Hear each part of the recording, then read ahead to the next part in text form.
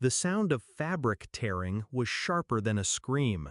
I looked up from fixing my daughter's hair to see my sister-in-law standing in the doorway, holding the shreds of satin like a trophy. Her smirk was slow, venomous. "Now my girls will win, for sure," she said. For a second, I froze. Not because I didn't know what to say, words came easy to me, but because I didn't want to waste them. My daughter's competition was in hours.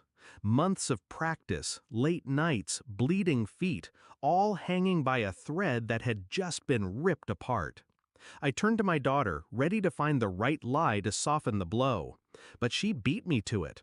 Her eyes, calm, almost amused, met mine. "Mom," she whispered, leaning close so only I could hear, "relax." Then she tilted her phone, showing me something that made the corner of my mouth twitch upward despite myself. The dress she destroyed was a decoy. 6 months earlier, I would have never suspected my sister-in-law of something so petty. She was loud, competitive, and allergic to sincerity, but she'd never crossed the line. Until the last regional competition. That night, her daughters accidentally stepped on my girl's shoe just before going on stage.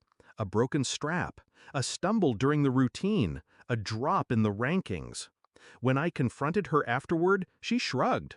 "Accidents happen," she said, sipping champagne like she'd just hosted a charity gala instead of sabotaging a teenager. It wasn't just cruelty, it was calculation.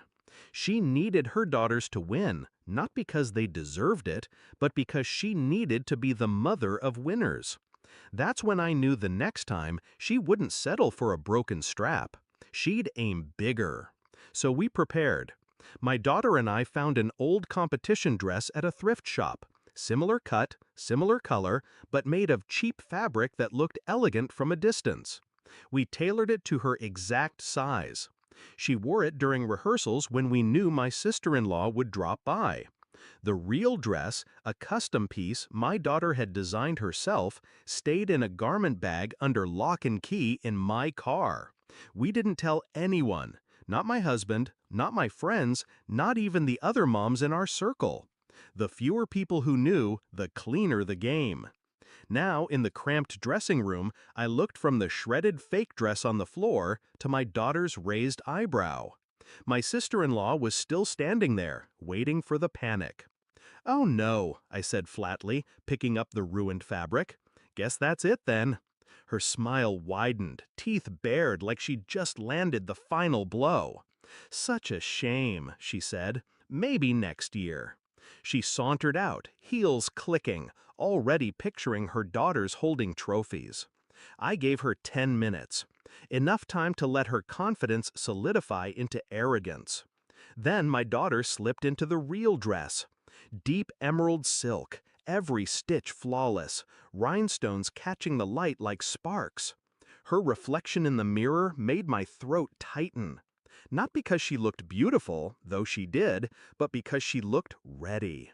When we walked backstage, the whispers started. Word had spread that her dress was destroyed. My sister-in-law was in the corner, laughing with a cluster of moms, her daughters stretching behind her. The moment she saw my girl, her laugh caught mid-breath. The color drained from her face, replaced by something raw. Confusion, then realization.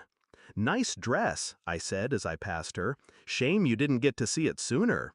She didn't reply. Her jaw was locked, her nails digging into her palm. The performance was electric.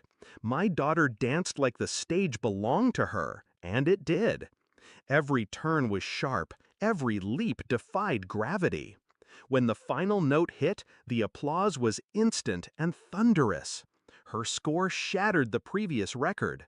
First place wasn't even a question, it was a statement.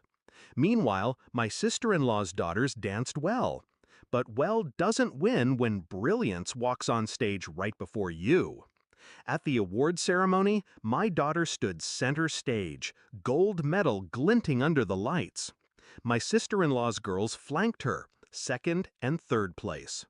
The smile my sister-in-law gave me from the audience was the kind you put on when the camera's rolling, but your world is crumbling. Later, in the parking lot, she cornered me. "You think you're clever?" she hissed. "No," I said, unlocking my car. "I think I'm careful." She stepped closer, her voice low. "You humiliated me." I met her gaze, calm as my daughter had been hours earlier.